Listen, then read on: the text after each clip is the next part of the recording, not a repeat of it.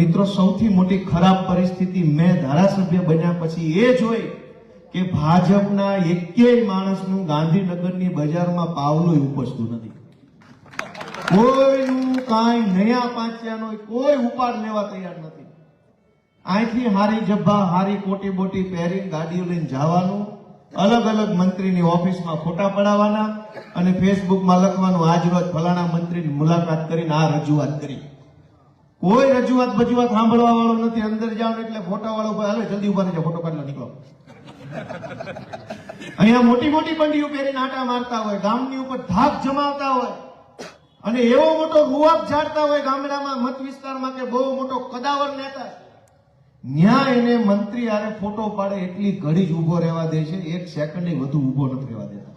મેં મારી નજરે જોયેલું છે અને માઇકમાં કહું છું, કોઈને જોવું હોય તો હું તમને મારી હારે લઈ જઈશ મુખ્યમંત્રીની ચેમ્બરમાં, મંત્રીની ચેમ્બરમાં.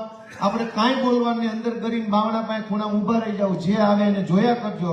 જેવો ભાજપનો ધારાસભ્ય આવશે ફોટો પડે ધક્કા મારીને બહાર કાઢી મૂકશે.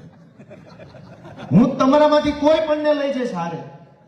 ધારાસભ્યને, મુખ્યમંત્રીને, મંત્રીને મળવાની છૂટ હોય, એપોઇન્ટમેન્ટ ન લેવી પડે, એ નિયમ છે.